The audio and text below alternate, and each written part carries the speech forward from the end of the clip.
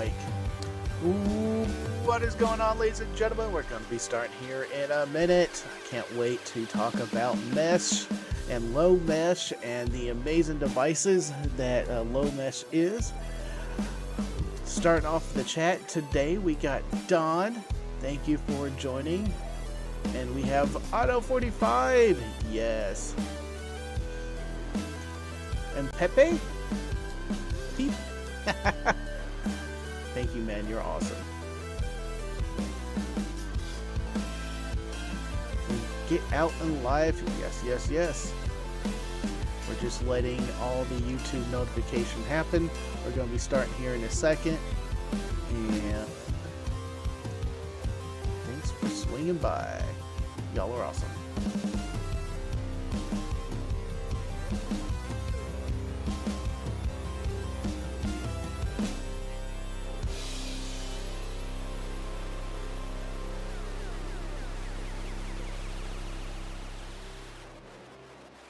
And here we go.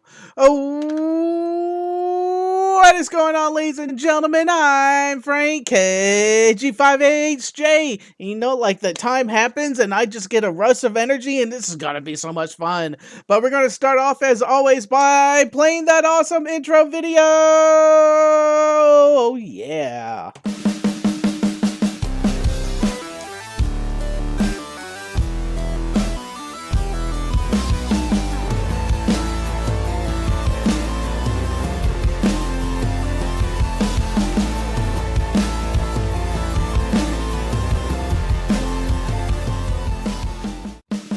Quick shout out to all my Patreons who makes the show possible. You can support me by joining Patreon in the link below.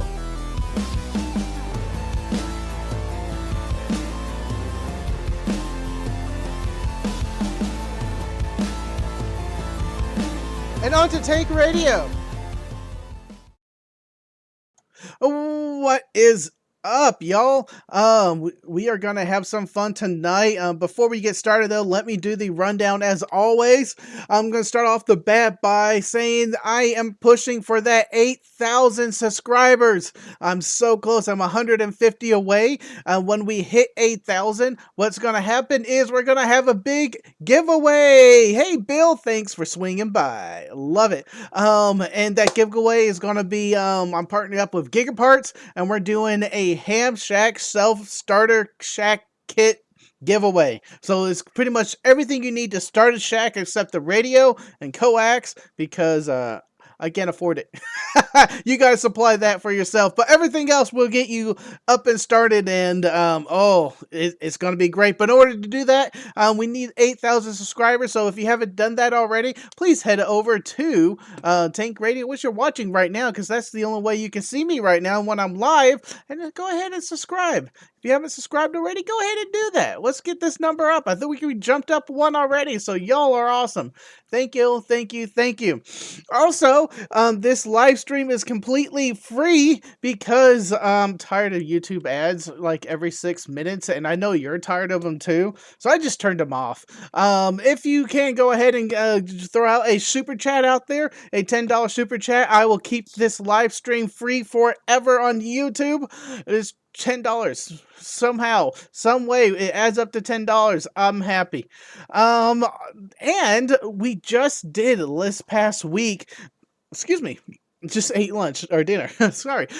We just did last week the all hands meeting for all my paid subscribers, and all hands means is everyone at any level. Usually the tank commander meeting is at the tank commander level only, but in Christmas in July, because it's so much fun when we do it over in Christmas, we're doing it twice a year. We have everyone come on and we hang out, and we just completed that this last week, and it was so much fun.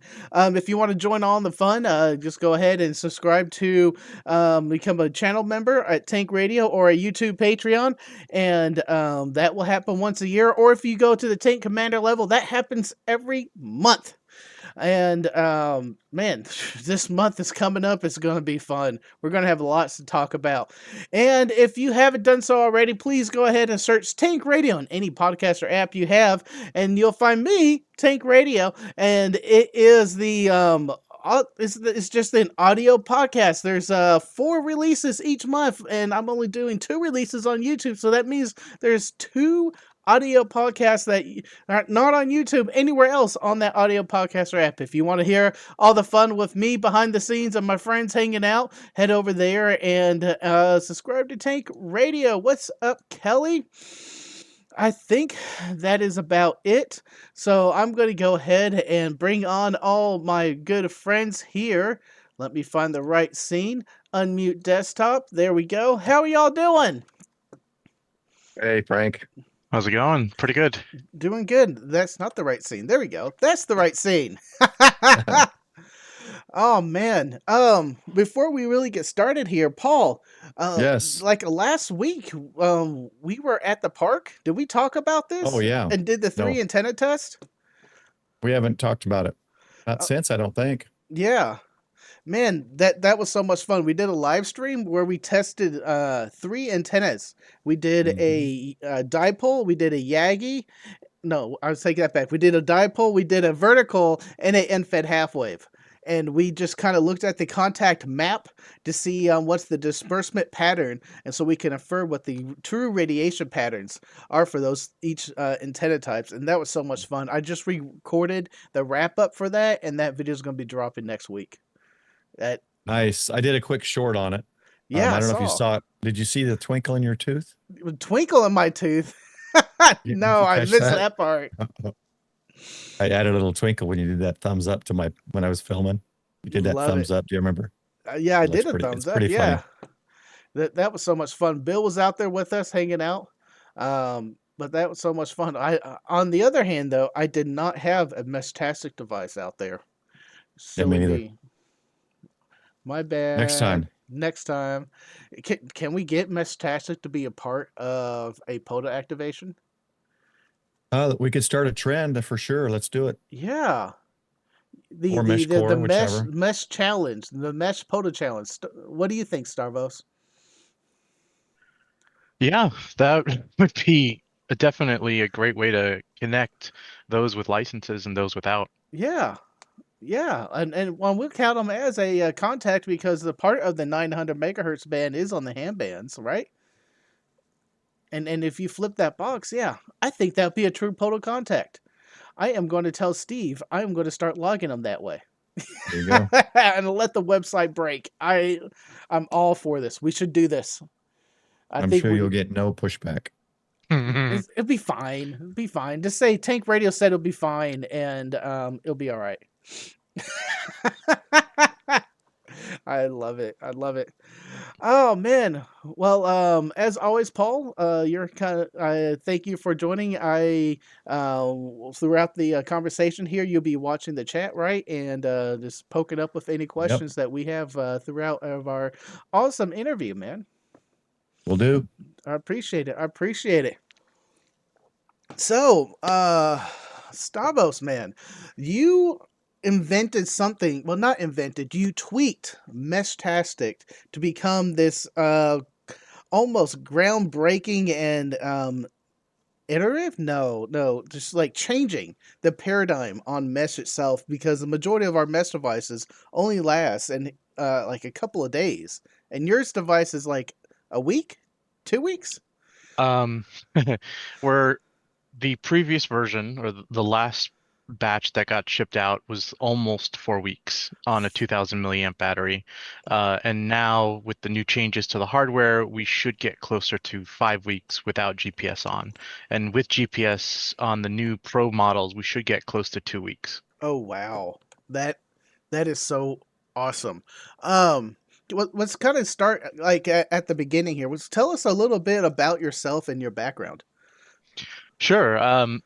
Mostly, I worked, years and years ago doing IT stuff, and then that kind of computer-related networking that kind of morphed into more of electrical engineering projects. And then once LoRaWAN came out, and I was working with a company that was doing leak detection, and we started building a lot of IoT things, but it was all in LoRaWAN world. So the pivot to go from Meshtastic and MeshCore to from LoRaWAN is almost non-existent because it's so easy to switch from the same hardware that you're already using and building products for to go back to Meshtastic. So the barrier to entry was very low.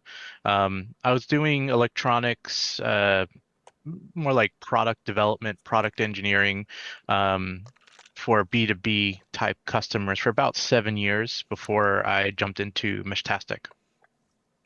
Interesting. Interesting. And what kind of got you like started or interested in creating your own mesh device? Did you just see a problem that no one else was trying to solve? So when I first started, I did what everybody else did, which was do 3D printed enclosures. Now, I'm not knocking anybody who still uses 3D printed enclosures because even I still make certain devices with 3D printing, but I felt that either you work with a company in China, Liligo, C, Rack, you deal with these offshore companies and they make finished, really decently well products. But from what I was seeing, these hardware companies only wanted to deal in hardware. They didn't want to do anything software related. So the changes that I've made on the software, anybody can implement them today. It's literally changing a number 8 to a number 4, and that gives you 50% RX duty cycle. Anybody could do it, but they're not because it's community driven. It's, Meshtastic Solutions is the one driving a lot of the specs going forward. And obviously, once you start getting a lot of businesses incorporating Meshtastic, for example, you really have to go slower because you want to make sure you don't break anything Hmm. in the process of trying to make something better. So I definitely understand why we might be going a little bit slower. But for me, I said, you know what, I'll take the risk. And, either A, it works great, and I'm the first one to do, RX duty cycle, or it's What terrible and I have to roll back. what is the RX duty cycle? So currently, the way Meshtastic works is it will transmit a message and then it has its RX window always open, always listening for a message. There's something called a preamble, which is basically the very beginning of every message. There's a number of symbols, call it noise, and Meshtastic uses a 16 symbol length mess preamble before the rest of the byte relay or the byte data. And so RX duty cycle basically says, I don't want to listen for all 16 symbols. I want to listen for only a certain portion of that. If there are no symbols being transmitted while I'm awake, go to sleep. And so it wakes up, listens for symbols. Are they there? No, go to sleep. And it does that on and off constantly. So if you're familiar with PWM or if you're familiar with any pulsing of any kind, it's the same concept. You're high, you're listening, and then you're off, you're not listening. And so a 50% duty cycle would be, okay, I'm not listening for 16 symbols, I'm listening for 8. And then within those 8 symbols, how many valid symbols do I need to trigger before I stay on Hmm. to hear the full message before I go back to sleep. So that's generally what the RX duty cycle is, reducing the amount of current needed in RX mode, which is pretty much 95 to 99% of the time the device is doing things anyways, because it's all relative to receive. I thought when the device is kind of just listening and receiving, just in general, it wasn't using a lot of power. But you're just saying just having the chips on and actively listening is still taking up a lot of power. So that's a good point, and everything is relative. So if you are saying I'm building a Nordic, an NRF52 based leak sensor, for example, that's sleeping 99% of the time, and its average current is only like 6 microamps. Sure, that is really low compared to Meshtastic. But for Meshtastic, the default current, at least what I was reading based off of even my custom PCB, would be about 8 milliamps, 7.5 milliamps. Still not a lot, but if you reduce that by 50%, now you're about 3.5 to 4 milliamp average current. And so sure. Is 8 milliamps a lot? No. But if you can divide that in half, your 2000 milliamp battery will go a lot more than what it could before. And is there any penalty on waking up the chips like that, or is is is there a sluggish, a spike, I'm trying to search for the right word. When you power on and off. So the RX duty cycle is something native to the Semtech chip itself. So this is actually handled all on the LoRa chip by itself. Oh. So the Nordic chipset is doing nothing but waiting for an interrupt from the Semtech chip to say, "Hey, you have a message coming in. Here's the message." So there's no overhead on the Nordic side. If there is a downside, the downside is going to be potentially missed messages in extreme edge range scenarios where you kind of want to listen for all 16 symbols because you might miss 50% of them because they're so far away. Hmm. So that would potentially be the downside is extreme range. You might miss a packet. Is there any penalty then if there's a checksum, since you're missing some of the preamble? But if the preamble is always the same, then you can still calculate a checksum. The preamble is independent of the checksum. The Okay. checksum happens once the message comes in, and that also is handled all by the LoRa chipset. Oh, interesting. But I love stuff like this. That's why I'm asking the Yeah, no, questions. the CRC is happening all on Semtech side. So Uh-huh. it will validate whether or not a message is good, and if it is, it will pass it down to the Nordic chip and read over SPI. Cool, cool. And that so out of all the other devices, no one else is doing that unique part, and that's what helping you mostly save all that battery. Yeah, so there's when it comes to battery life, or when let's say we're going to build a Meshtastic device or mesh core, it doesn't matter. Let's say we're going to build a device together Yeah. right now. There are two ways to save power or to have a product use the battery as efficiently as possible. Number one is in hardware, and number two is in software. In software, the RX Duty side, so Meshtastic is doing great when it comes to handling how the Nordic chipset sleeps. There's not much more efficiency you can do there. Hmm. So the only efficiency that I could have done was with the LoRa component. Now there is another added part which is in hardware. Hardware, a lot of the products being built are all using dev kits. Those dev kits are not efficient. They're using LDOs, they're using high current lithium charging chips that have a lot of quiescence current when it's not in charge mode.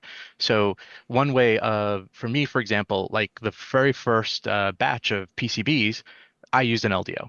And this recent batch, I switched to a DC-DC buck converter.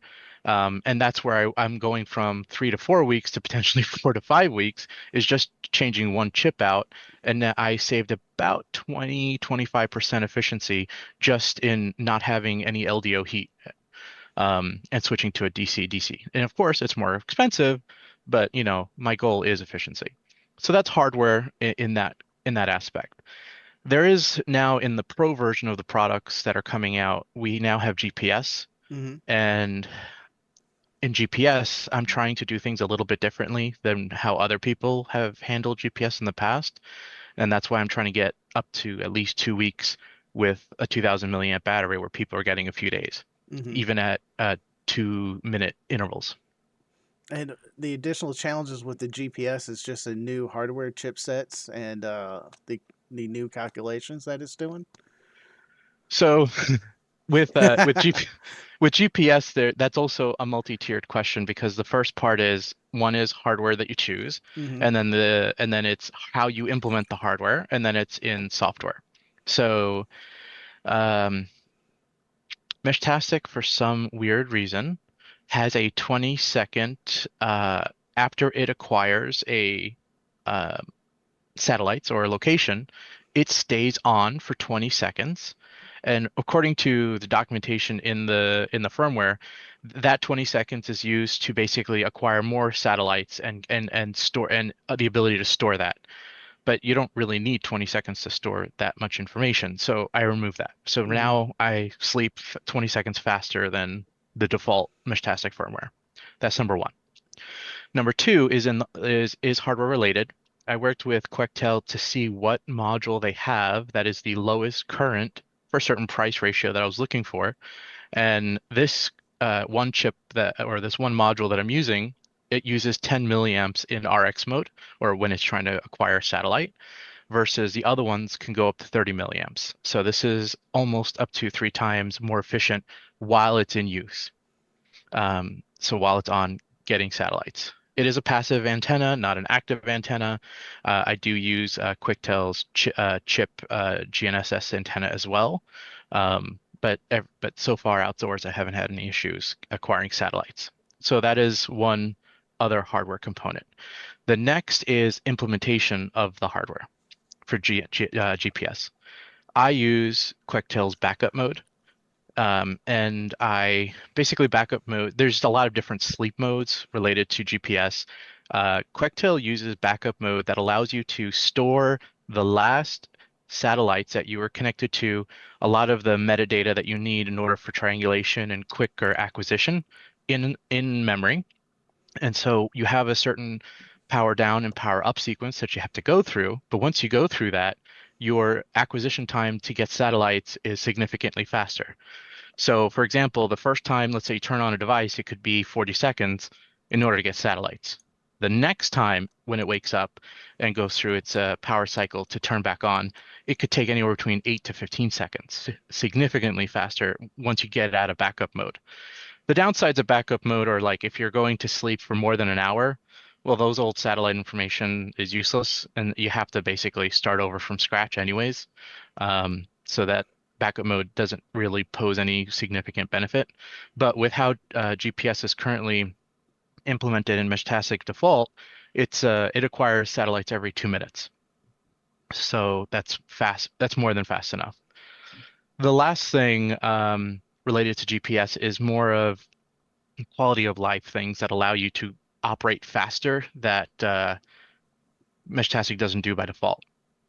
I use the 3D Fix pin, but basically is a trigger. So instead of Meshtastic constantly scanning the UART and reading the UART NEMA data to know when it has acquired a satellite uh, location fix, I use the 3D Fix pin in order to be triggered and basically wake up immediately, and then that is my trigger to basically either send a new GPS location data or not.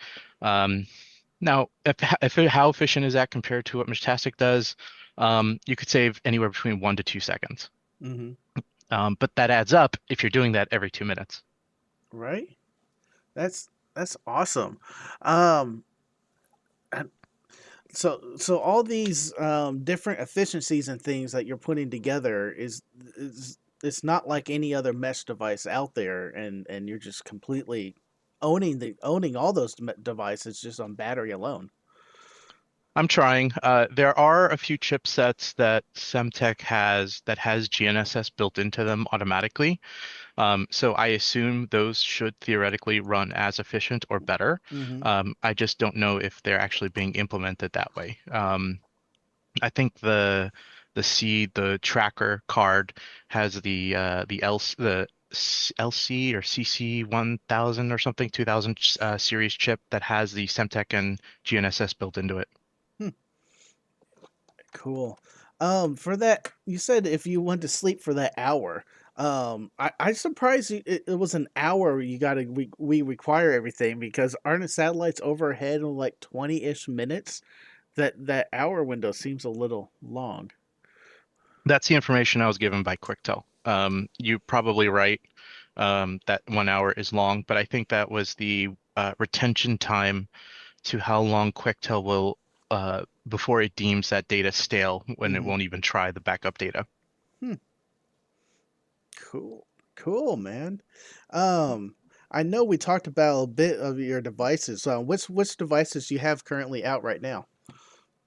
So even though it says it on pre-order on the website, we're going through a lot of our pre-orders right now, uh, the original orders that have been put in Hmm. because all of our hardware has started coming in now.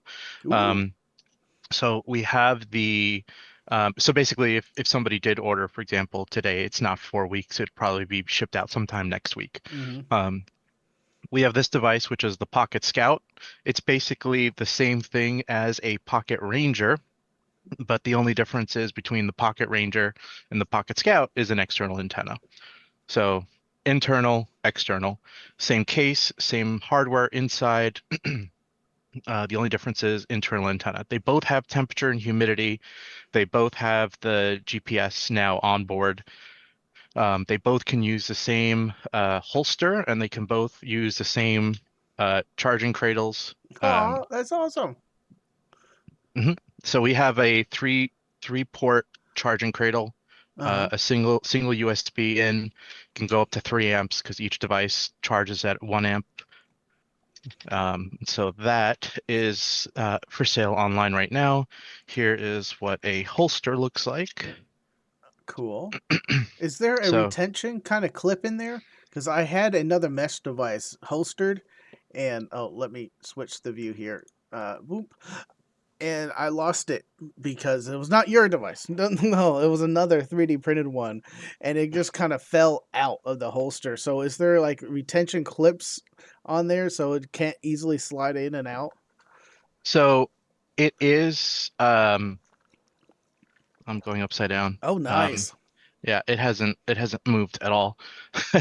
Um, I did try it with a retention clip before, Uh-huh. and the problem is that when you remove the device, the Mm-hmm. retention clip scratches along the device as you Okay. release it, Mm-hmm. and I didn't like that. So the sides of the case hold it or hug the Scout or Relay, Mm-hmm. and the actual silicone rubber helps basically use that as a force to keep the two Friction. together. Friction Yeah. fit.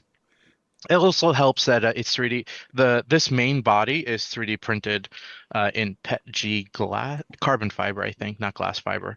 Um, and the clip itself is a standard clip that you would put on a walkie-talkie. And so I combine the two. Uh-huh. That way, I don't have to do an injection on this. Nice, nice. I have the devices up here. What is the outdoor power over Ethernet one module here? Yeah, so the outdoor PoE, I only have 45, 44 of those left. And then after I sell those out, I'm going to not discontinue it, but put all my effort into making the new version of that.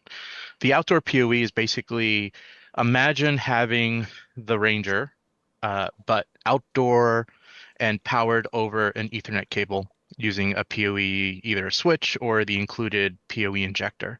And so and has an N-type antenna with a 3 dBi antenna on that.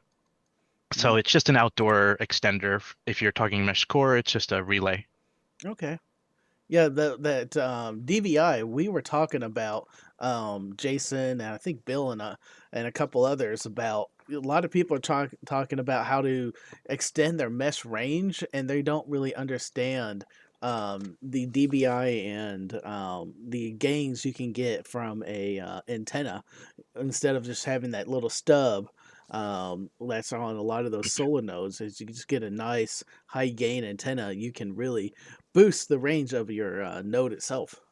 Well, you guys are antenna experts, gurus. You guys know obviously that the higher the gain doesn't necessarily give you the highest performance because it all depends on where you're putting that antenna. True, true. So three is kind of like a good happy medium. Hmm. That way it gives you a good decent spread. But yes, it's also people want the 1 watt module on a lot Hmm. of their repeaters now. Um, I always worry. I'm upgrading the PoE and my outdoor solar device that's coming out. They're both going to have the same hardware to a 1 watt, but people don't really understand asymmetry in RF. Hmm. And I worry that they could be like, "Oh, everybody hears me, but I can't hear anybody." Well, I'm like, "Yeah, sure. Hmm. Your RX isn't as boosted as your 1 watt is, your transmit." So I think from relay to relay, the 1 watt is where it really shines. But I don't think the gains are going to be that great from edge device or companion node to repeater as much. Hmm. Are you currently selling the Pocket with the solar node on it? I clicked the buy just to look at it real fast, and I didn't see it on your webpage here. So the Pocket S at the moment is exclusive, sold through Rockland. Okay. Um, Now I don't know if he's received about 300, 150 in black and 150 in brown, and those will be sold very soon if they haven't been sold already or online. Um, there is in the pipes in many months from now potentially another version of the Pocket S, which will then be, I'll call it the Pocket Solar, or and it will be shipped or sold through me. That will be injection molded potentially with GPS built in and all of that. And it'll Oh, basically think of it as like the Pocket Ranger, but with a solar panel slapped to the mm-hmm. front of it and glued on. So, what would Uh, be the use case of the Pocket Mesh node? Well, they all do the same thing. It all really is like, how do you want your cup of tea in the morning? Do you want it in what kind, Mickey Mouse glass, or do you want it in a Hulk cup? It really, they all at the end of the day do the same thing, but with slightly different tweaks. The Pocket Scout and Ranger, what's nice about them is they're basically waterproof. Oh, They have nice. silicone covers everywhere. Mm-hmm. There's two different places for gaskets. There's the external SMA also is it's a waterproof SMA connector with its own O-ring. So those are ruggedized enough to be considered an outdoor carry device. But with the solar, you don't really need to worry. As the very first iteration of the Pocket S, I didn't even do 50% duty cycle, and people were still being able to charge the device. Now, with 50% duty cycle, that little tiny solar panel will definitely be able to keep up. Oh, nice. So the Pocket S, you could put it in your car and just leave it on, and with a decent amount of sun, you should be able to just keep it going almost indefinitely. Yes. Yes. So it'll come in two different versions with an internal and external antenna, the same way the Scouts do, and the Rangers. Oh, well, actually, Scout doesn't. The Rangers do. Nice, nice.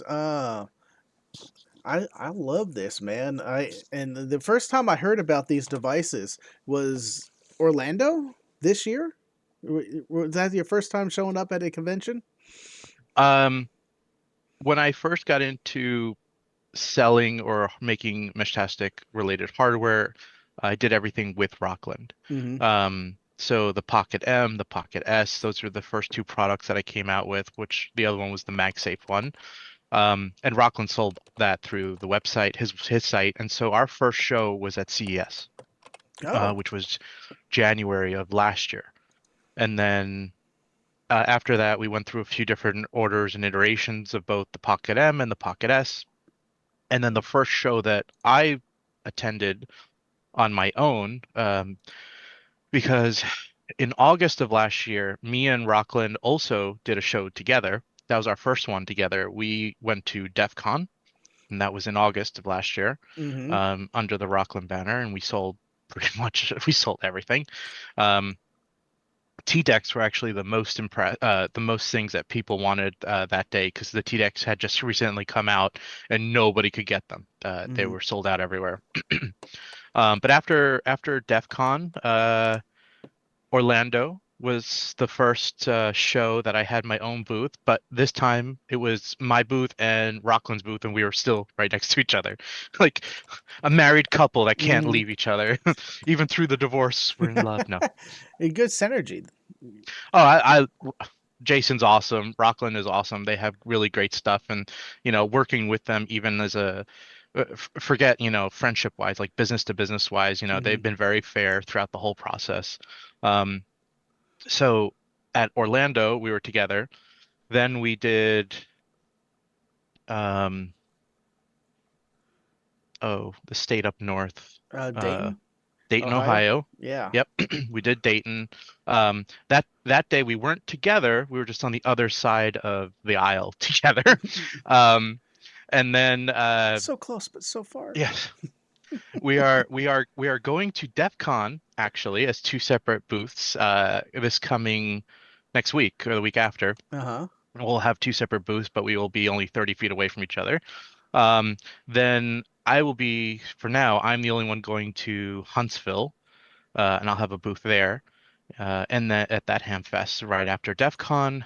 And then in September or October, me and Rockland will also have our own booths at Overland East. Oh So wow. we're gonna try to get into the camping and hiking scene now, I not just think the ham radio. I think that would be a great scene. Overlanding West, I have not been there. I've been to more, and people are kind of aware of them at more, but not a lot of people have mesh or mesh aware of what that device is. Yeah, I think you'll make a splash at either of those. I'm The just go Oh, ahead. go ahead. I was going to say the problem with Overland, after doing enough research and asking around, is you. I shop at REI. I don't look like the camper kind of guy, but Oh, I go there too. I'm a member. I love camping gear, and I love all of this. This only weighs 10 grams. It's in a whole blanket. I'm like, okay, cool. So I love all the cool stuff there, but when it comes to electronics, there's only one or two brands that really have their foot in the door, and every hiking, camping overlander has all of their stuff, and it's hard to compete with them because they've been doing the maps and the location and the SOS over satellite for Hmm. years. And it's, how do you compete? So I don't want to segue into it just yet, but that's why I had to look into Meshtastic, and how can Meshtastic be broadened out in a way that overlanders could use that more. Hmm. And that's why I was like, let's do voice. Let's try to Oh. implement voice over Meshtastic. That way, this could be a supplement to their walkie-talkie system while they're Hmm. outdoors. Um, Good did question. Pepe have a question there, Paul?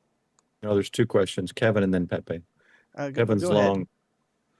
Kevin's asking, he's checking the description on the Pocket Scout and sees a non-pro version does not have GPS and will use your phone's GPS. Does he need to have location on for the device to work? So On the Pocket Scout Pro, it looks like. the Pro has GPS and has the temperature and humidity. The non-pros do not have GPS, thus they are $10 or $20 cheaper. There are no non-pros for sale at this point. Um, and so if you have your GPS enabled on your Scout, you don't need location sharing on your phone enabled, because you're getting that data through the device, and that device is giving you that data over the Bluetooth connection. So Pepe has a question, but kind of has a question before his question. Is it only for Meshtastic or also Mesh Core? So the non-pro versions were both Meshtastic and Meshcore. Meshtastic and Meshcore both recently released brand new firmware. And so I just finished porting over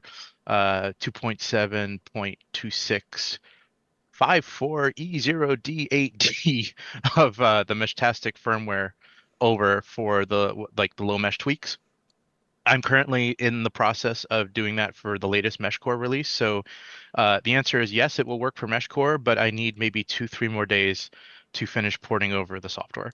I already have the older soft stuff ported over, but that didn't include the GPS, but that will be included in a few days. Yeah, so he didn't put it in a question, but this other one, the first thing he said was he doesn't understand what Lowmesh is. Sorry, I think he joined late. So he's asking what Lowmesh is. I think that's why he's wondering if it's one or the other, or its own thing. Well, funny story. It was supposed to be its own thing. Oh. Yeah, that was the idea was low mesh, so low protocol, uh, low frequency, low data rate, and then mesh obviously for uh, obviously what mesh is. So, do I have my own protocol? Yes, but I am not publicly giving that out yet because I don't really see a need to muddle the waters. Meshcore can't had this is have going through their legal battles right now, and Meshtastic is doing pretty decently. And even though I think that what I built combines the ideas of both worlds together, there's no reason for me as a hardware company to basically split the group even further. Um, so Lowmesh at this point is a hardware company that builds compatible products for the Meshtastic and Meshcore ecosystem. Um, the protocol that I had built and that I have my own documentation for is it is mesh communication and does audio and voice and well audio and file sharing and photos and all that. But it was also geared towards IoT Hmm. and being efficient. So basically think of LoRaWAN, but with LoRaWAN Mesh Core and Meshtastic all had a baby, and that's what it was. Interesting. I thought it was just the low power tweaks you were doing with your devices. I didn't know you were trying to also do the software. Yeah, so I'll give you a reason why. If I'll use because most of my background is in leak sensing and environmental sensing, I'll use that as Hmm. a pivot point.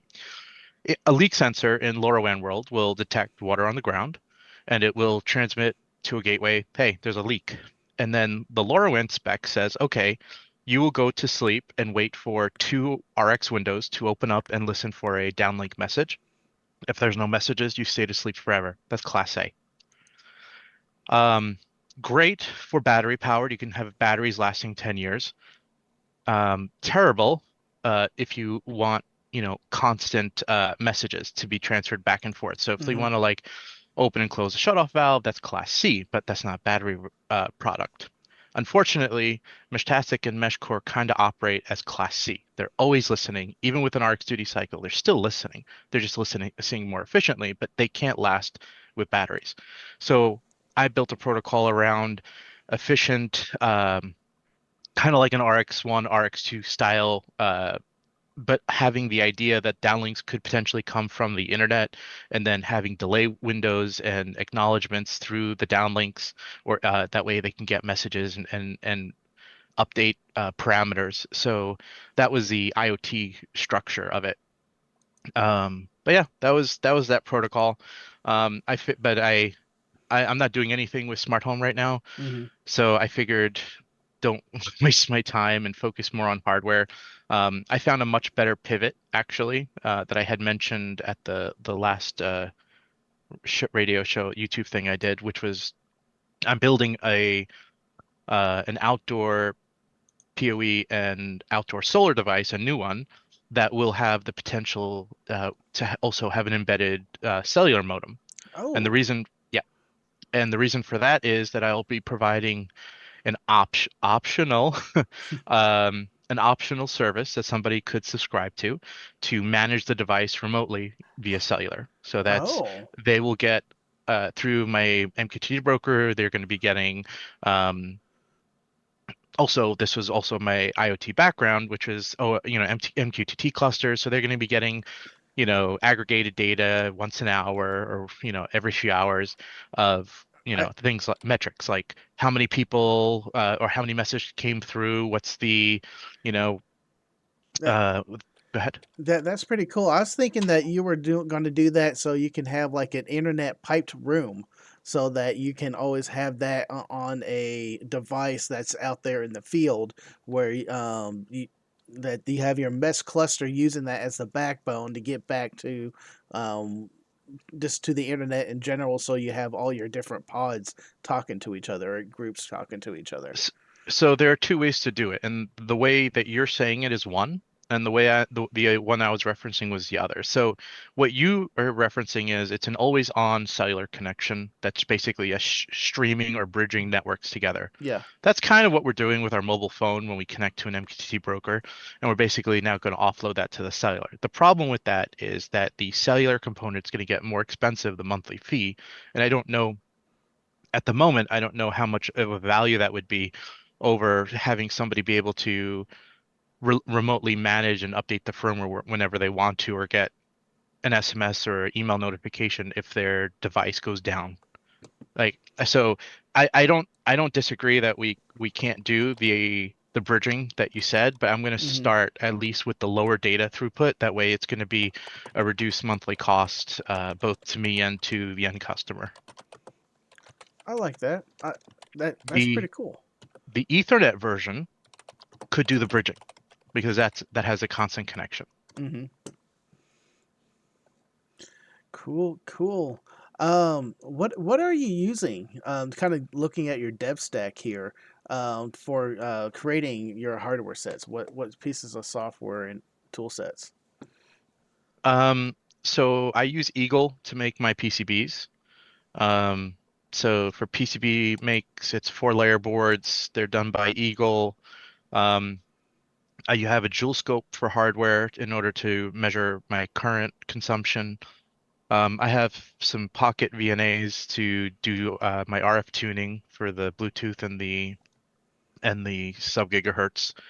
Um, I have, well, on the embedded side, I have all my J-Link and stuff, but I don't really need that right now because everything in this stuff is all Arduino based. So Hmm. push comes to shove and I have to reflash it. I use the J-Link because that's faster. Um, as far as IDEs, I mix between Cursor and Visual Studio Code. What's So I jump. Cursor? Cursor is basically Visual Studio Code, but with a AI engine inside of it. Okay, So I guess what they call vibe coding. all right. Yeah, so, but it's very similar. It's basically a Visual Studio Code with its own separate extension. So Hmm. um, I have like Platform IO is in Cursor. And Cursor recently, they just came out with some news where they grouped up with Grok to make a brand new Grok extension, their most recent Grok release. Oh, that's cool. Um, yeah, so I don't know. I like Cursor for a little bit of IDE completion and having a second view of things when I think something is done and it's not. Hmm. It's easier when your team is tiny. Well, we're almost at the top of the hour, so I got a fun question here. Out of all the different conventions, I'm going to use the word conventions kind of loosely. What is the most fun one you've been to? Mm, I've depends on what I'm going for. So I love CES Yep. because it's a great place for me to I hate to say it, it's a great place to see companies that are going to fail and look at their ideas. But when you go when you go to Eureka Park, 99% of those companies won't be there next year. Hmm. And because they're looking for funding, but they have some really cool ideas. Those guys are very, they're coming from some of them come from third world countries and they're thinking of things that you never would have thought of. Oh, wow. And yeah, so Eureka Park is more international. They have all of so yeah, now France, Italy, Japan, Korea, they have all these different booth pavilions. And then like Ukraine had one last year. Ukraine was much more military focused for obvious reasons, and so Yep. you saw all their drone technology, their anti-drone technology. So it's really cool. So for me, that would be fun and cool. Um, I don't find CES fun to go to like, oh, I went to the LG booth and I saw their latest TV. It's okay, it's cool, but I'm more of a tech guy. I like to see the hardware that nobody's gonna think of. So Hmm. Eureka Park at CES is great. For booths or for trade shows that I've been selling hardware at, the craziest one I would have to say is DEF CON. DEF CON is definitely the one to rule them all. Hmm. It's one of those. It's the place where you get literally a list that says, if you do not want to be hacked, please follow these instructions before walking through the door. So Turn that's off your definitely, phone, or if you're on just the regular internet, turn on a VPN. yeah. Um, don't be stupid and log into random stuff around the place. If it says free, don't touch it for Wi-Fi. The people there are very. It's a good politically correct word. Interesting. They're Yeah. very interesting. They have like, a helmet with like 400 antennas, and this guy's walking around with like Gandalf the Grey with a camera on top, and he's like trying to scan and hack everybody as he's walking by, and it's like people I would never know day to day what they're doing or who they are, and they all Mm-hmm. come to this one show. Everybody does things in cash. It's all covert. Everybody's, like it's like basically the Matrix came to life. But Mm-hmm. that DEF CON is fun at a show. Um, Hamfest, I mean, it is an older crowd.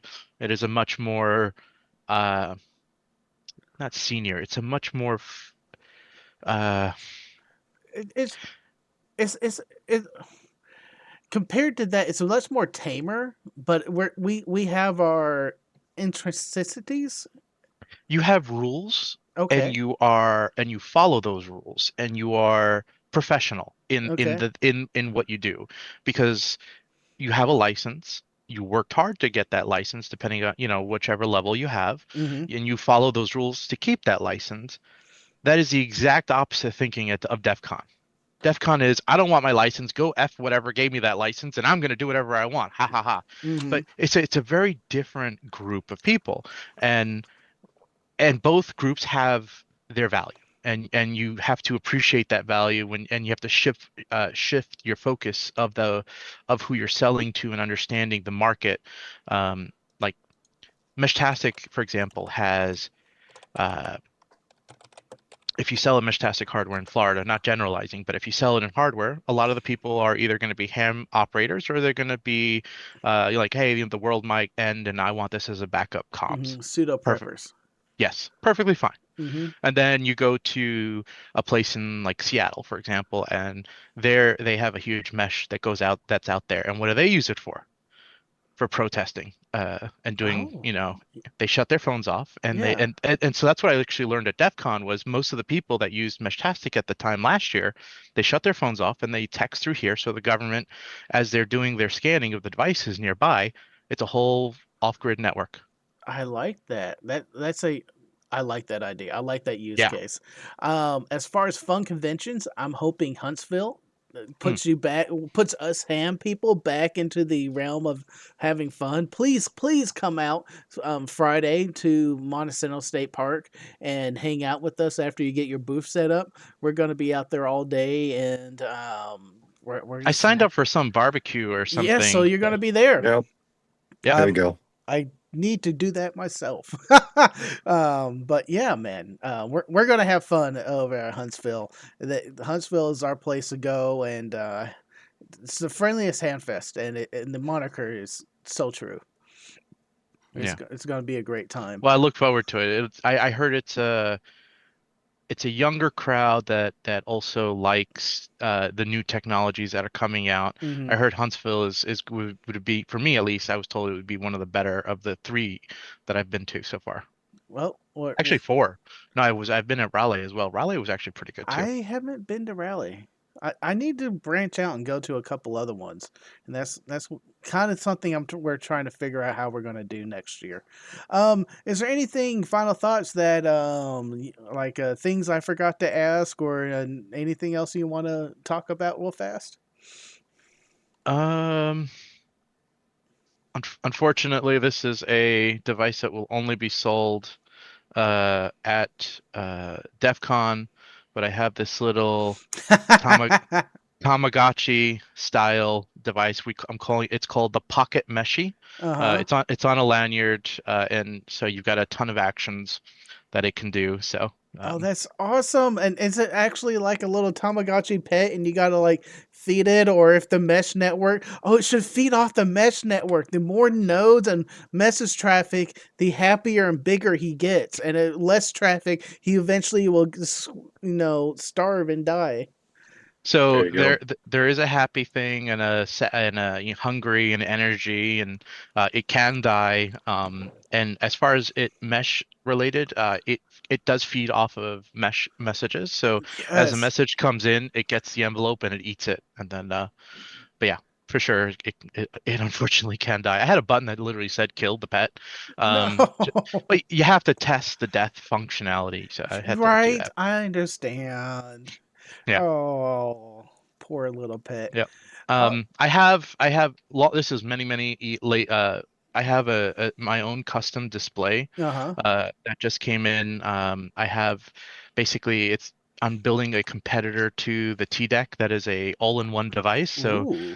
I feel like I'm reliving history where BlackBerry came out with their device and everybody loved it, and then Apple came out with an all-screen device, and BlackBerry's like, why would they want that? And The keyboard is the best, and so I'm coming out with a I worked at BlackBerry as a phone tech. I didn't do any of the engineering, and they got complacent and they were stuck in iterating and not innovating. mm, So that's what kind of lost them. They got complacent and they're just like, oh, and here's the next thing and the next thing, and they were not trying to re-envision their own devices. And I feel that that's what killed them. But it's pretty cool to see those T decks on. This just gave you the BlackBerry moments, especially with the little trackball. I'm like, yeah. oh, I remember this thing. Yeah, so I'm building a competitor to that will be it'll have 5,000 milliamp battery. It'll be potentially waterproof, Hmm. injection molded and all. Awesome. Awesome. I'm looking forward to it. Thank you for coming on. I really do appreciate it. Just give us a second here. Hey, Paul, don't you have a live stream coming up? I don't know. We'll see. You don't know. Maybe, maybe not. Okay. I haven't decided yet, to be honest. Well, thank you for coming on. What's coming up All on right. your channel then? Not much. Just putting together a couple of videos and nothing spectacular. So looking forward to Huntsville in a few weeks. Oh, me too, man. Me too. Y'all hang out. Give me a second here. Thank y'all for watching. I really do appreciate it. 8K, if you haven't subscribed already, hit the subscribe button over on YouTube so we can get up to 8,000. We gained a couple of subscribers here during the live stream, so thank y'all. And thank you to YouTube Patreons and also channel members. Y'all are amazing and awesome, and y'all keep this channel going. I think that's all I got, y'all. As always, go forth and conquer. Say bye. Bye. Bye. Thank you to all my Patreon supporters. You can support me on Patreon. There is a link in the description below. And to all my tankers out there, go forth and conquer.